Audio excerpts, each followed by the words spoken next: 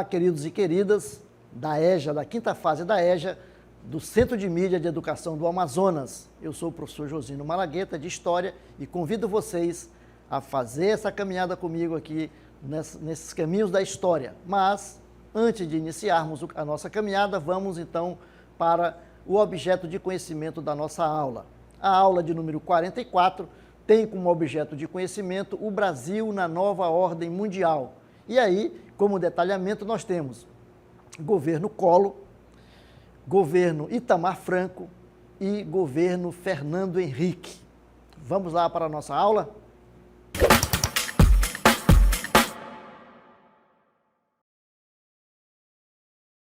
Muito bem, vejam lá, depois do processo ditatorial que o Brasil viveu aí durante 21 anos de período sem eleições direta para presidente, tivemos no final da ditadura uma eleição indireta em que foi eleito Tancredo Neves, mas que por motivo de falecimento não pôde assumir e o seu vice assumiu, né? Foi uma questão também até histórica, né, no Brasil, porque ele não poderia assumir, porque ainda o seu vice não tinha assumido, mas pelo um arranjo político o vice assumiu, o José Sarney, e aí nós demos início ao processo do Brasil democrático. E aí nós tivemos a nossa primeira eleição direta. Então aí o Brasil vai às urnas para decidir seu destino.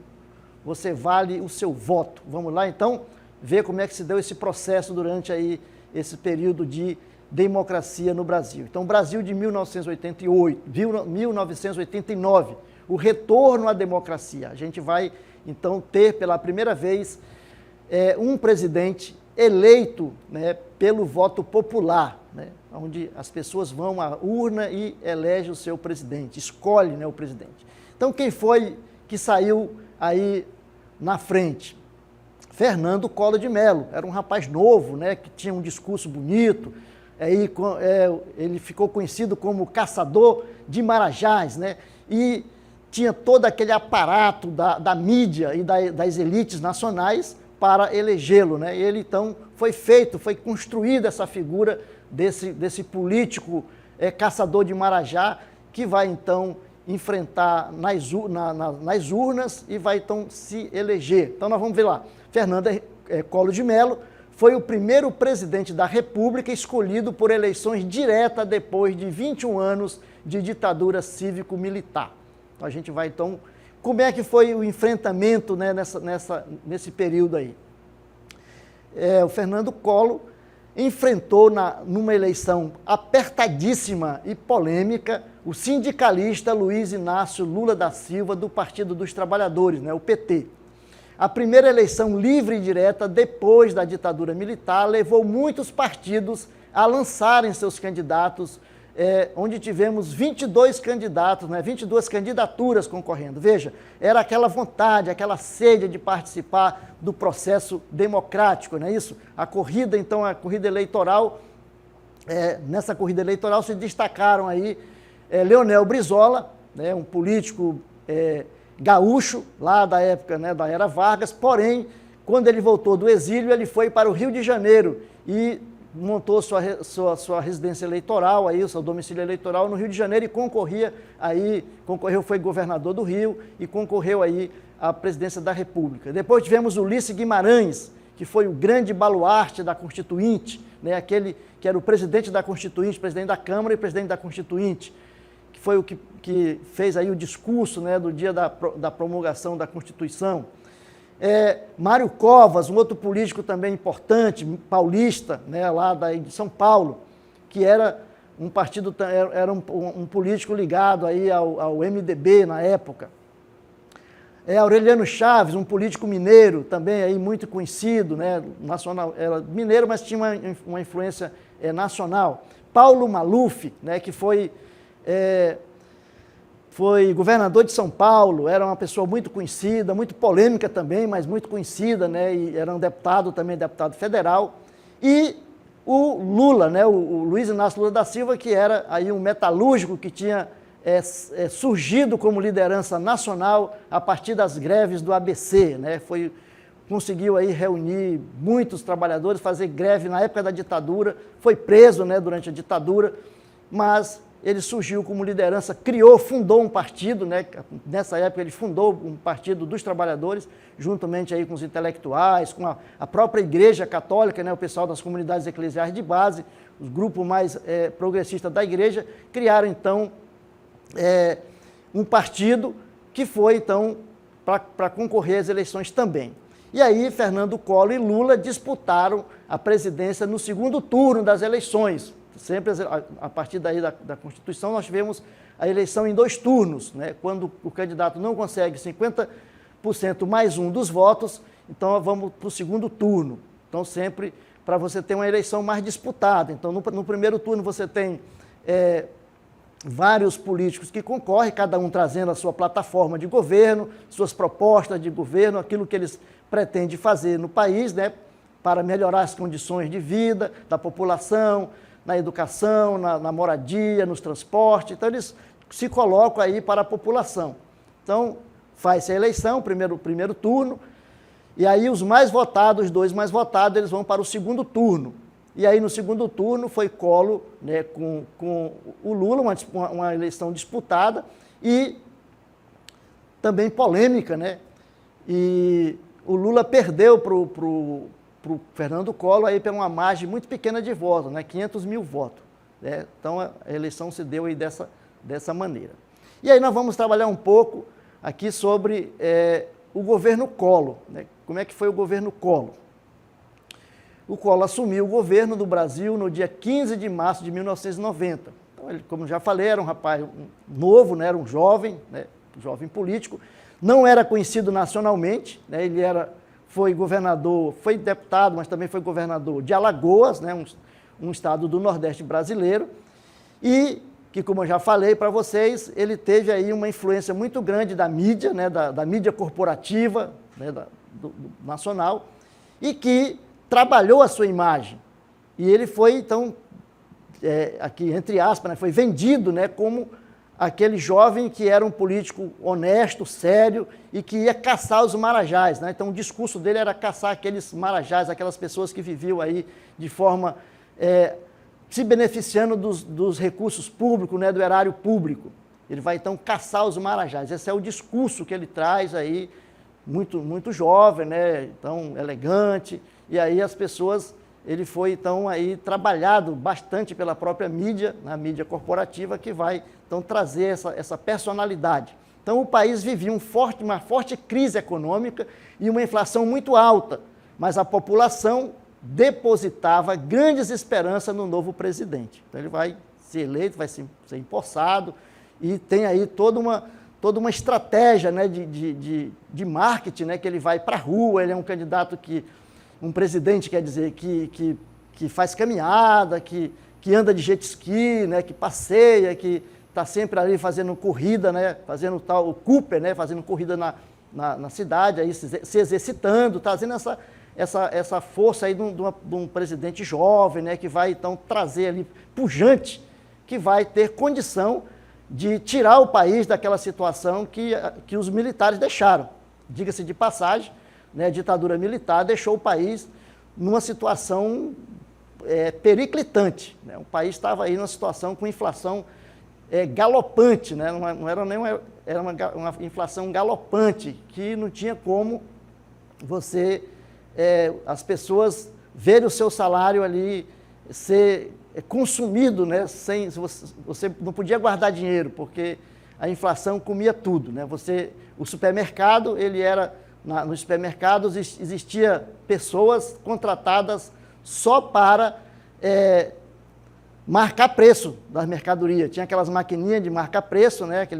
E ele ficava ali só fazendo isso. Então, todo dia, você ia no supermercado, o valor do quilo do feijão hoje era um, amanhã era outro, depois era outro, né? Então, tudo assim. Então, existia funcionário só para remarcar preço nas lojas, no supermercado. Então veja a situação em que nós estávamos vivendo. E as pessoas colocaram no Fernando Collor, né, no Fernando Collor de Mello, toda a sua esperança. A população colocou nele a esperança de como ele era uma pessoa jovem, que tinha aquele discurso bonito, né, de que o país realmente sairia daquela situação que estava e melhoraria a vida das pessoas.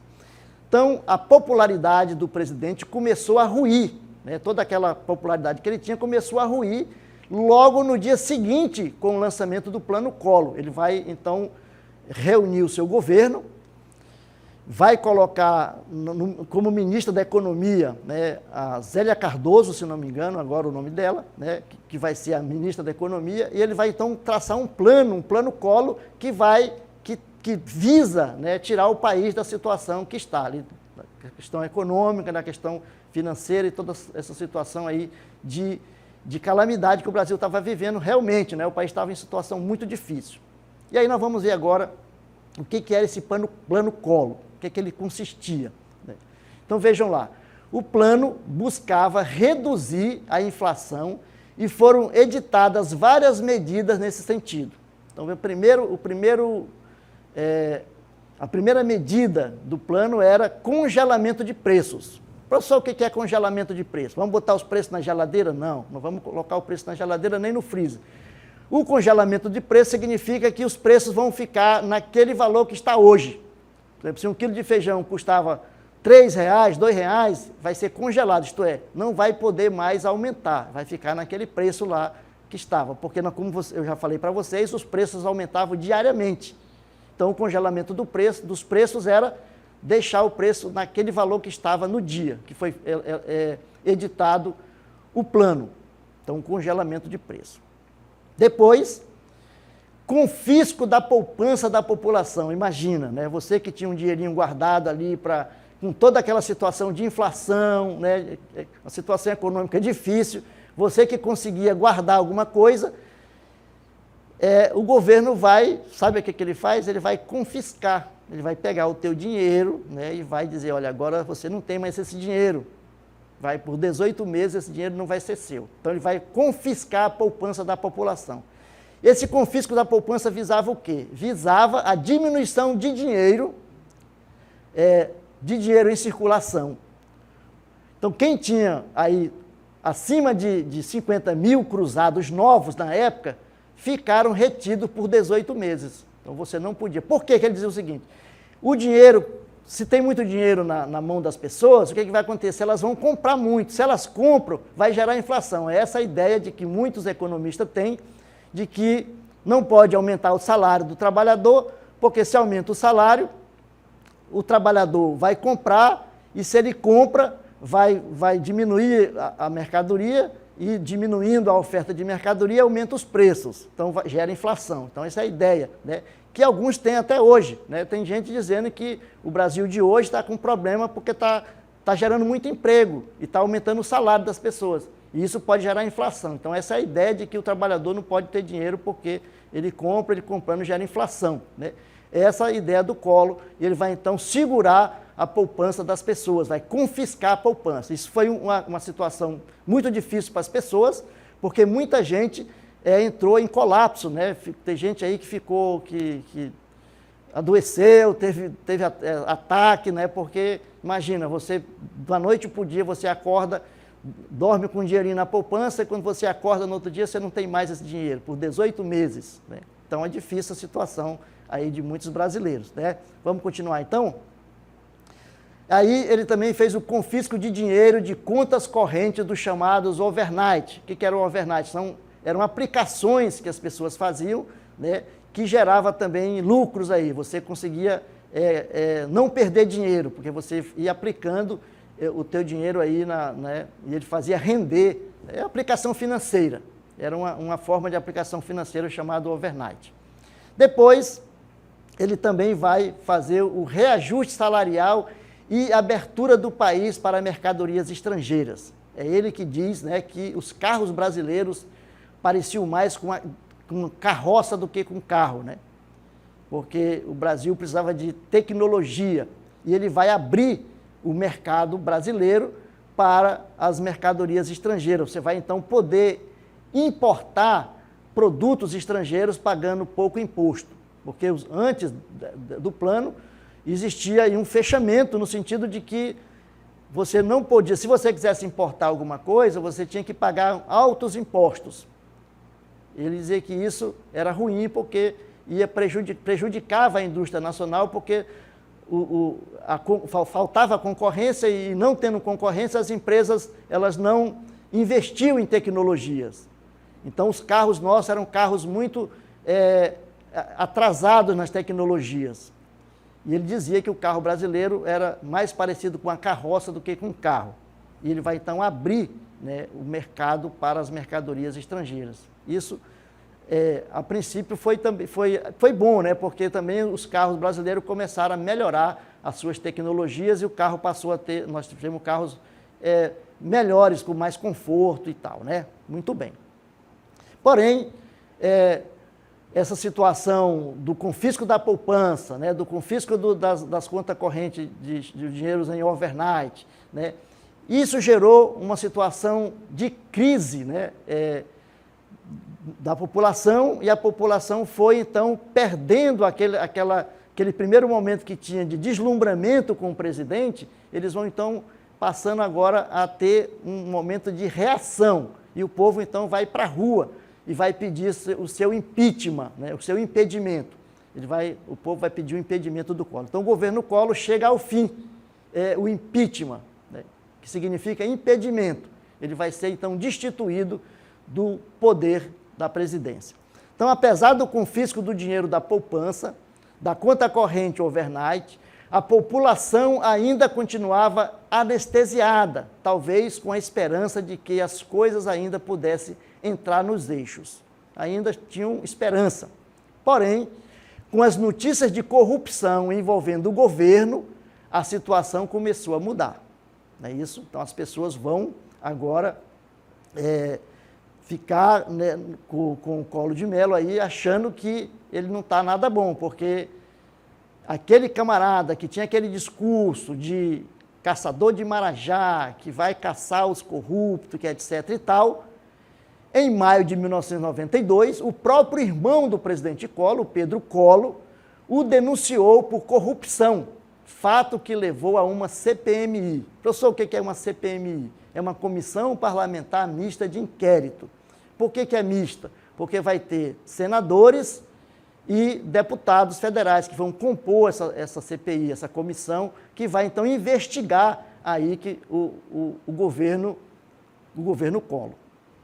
Então, a CPMI tinha como objetivo investigar as ações do PC Farias. Quem era o PC Farias? Era o Paulo César Farias, que era o seu assessor e o coordenador de campanha do Collor.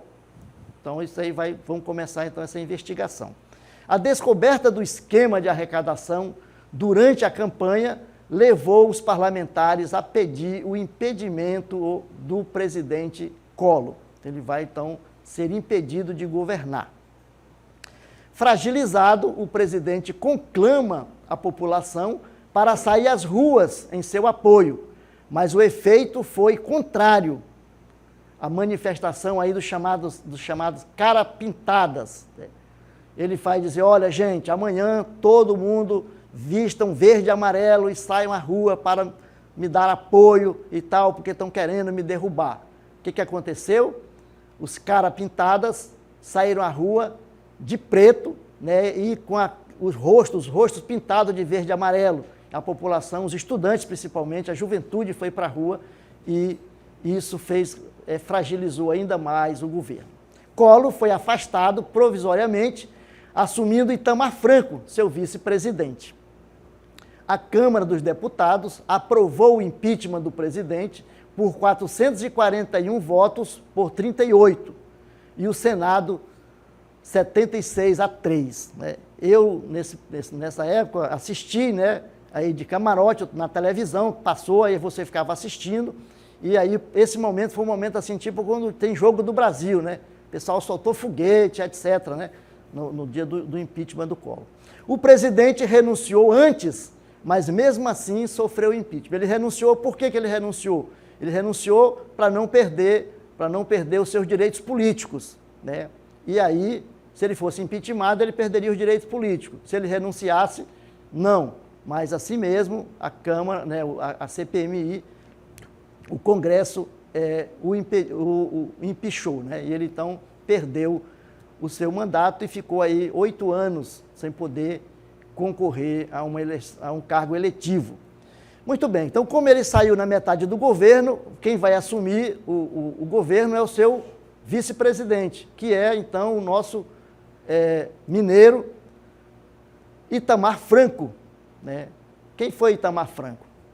Itamar Franco, político mineiro de projeção mais regional do que nacional, herdou, né, o governo Fernando Collor, Fernando de Collor de Mello, pelo seu impeachment, pelo seu impedimento. Ele vai então cair ali e assumir o governo, porque ele era o vice-presidente.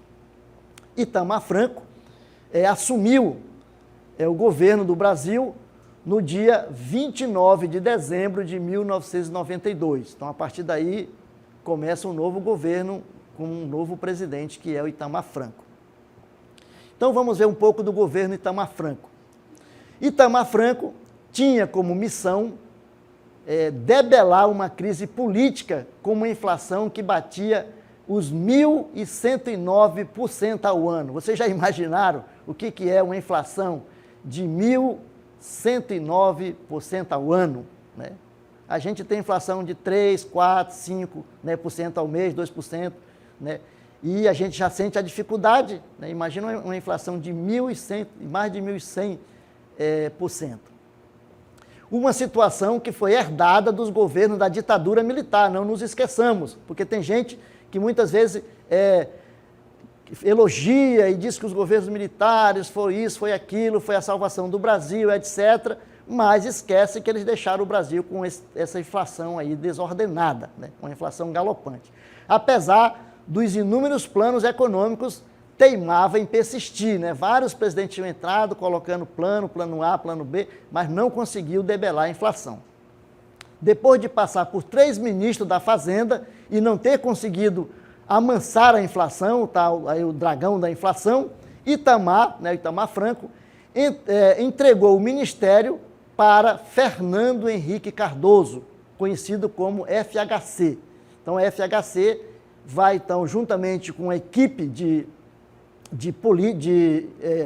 intelectuais, economistas, vai então sentar e vai planejar, vai coordenar um plano para debelar a inflação no Brasil.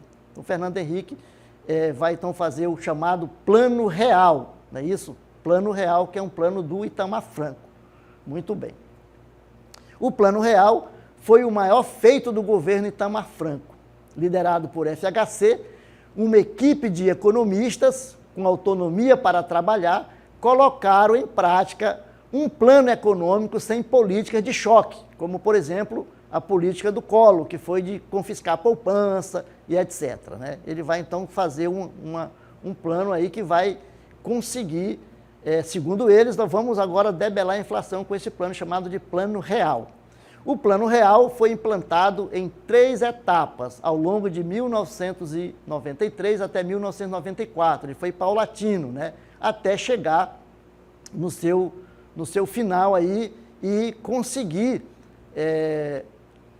debelar a inflação e melhorar a situação do país. E a moeda brasileira também mudou de nome, né? O Cruzados Novos aí mudou para real. Por isso, o nosso dinheiro, a nossa moeda hoje é chamada de real, né? Muito bem, então vejam lá, o Plano Real vai conseguir, com o Fernando Henrique, baixar a inflação, certo? Então, o Fernando Henrique, com o Plano Real, ele vai conseguir fazer com que a nossa inflação dê uma amenizada, não é isso? Então, muito bem. Então, vamos ver agora o Fernando Henrique, como que ele vai trabalhar essa questão aí do Plano Real. Vamos lá? Muito bem. Então, nós vamos aqui agora, vai aparecer um quadro para nós que vai mostrar passo a passo aí como é que foi feita essa questão. Primeiro, a estabilização das contas públicas. Ele vai, dentro do plano, ele vai conseguir estabilizar as contas públicas. O que é as contas públicas? É o gasto do governo, aquilo que o governo gasta. Depois, redução de gastos, também dentro falando ainda do governo, né? E com isso, nós vamos ver que vai ter achatamento de salário, né? Porque quando o governo vai diminuir não diminuir o salário, mas não vai dar reajustes, né? E aumento da arrecadação. Então tinha como propostas aí estabilidade das contas públicas, redução de gastos e aumento da arrecadação. Como é que o governo aumenta a arrecadação? Quando ele passa a cobrar imposto, mas não só, cria uma efetividade na questão dos impostos, para que ele consiga arrecadar mais, né? Então o governo vai fazer isso. Muito bem. Nós vemos então um sucesso, né? O sucesso do plano real foi logo sentido. Pois vejam lá, reduziu a inflação anual do Brasil de 1993, em 1993 a inflação era de 2.477% para 919 em 94 e para 22% em 95. Isso inflação anual. Então vejam que foi uma queda considerável, né?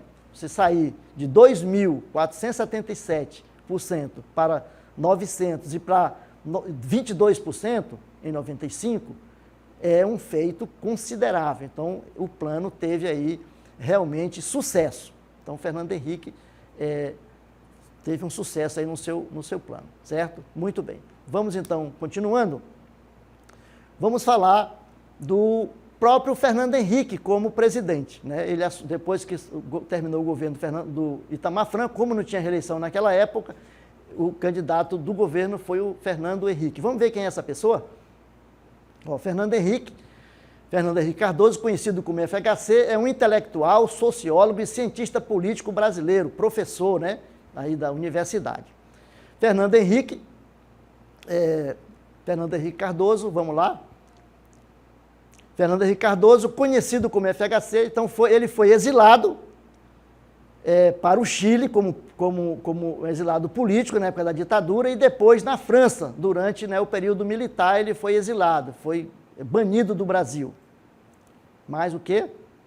Foi criador do chamado Centro Brasileiro de Análise e Planejamento, SEBRAP, né, que fazia análise da sociedade brasileira. E ajudou a fundar o Partido da Social Democracia Brasileira, o PSDB. Antes eles eram do PMDB, né, ou do MDB. E aí, por questões ideológicas, eles saíram do MDB e criaram outro partido chamado PSDB, Partido da Social Democracia Brasileira. Ele com o Mário Covas e outros.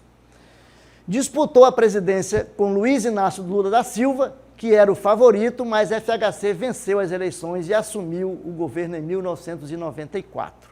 Então aí é o Fernando Henrique, né, o nosso presidente da República.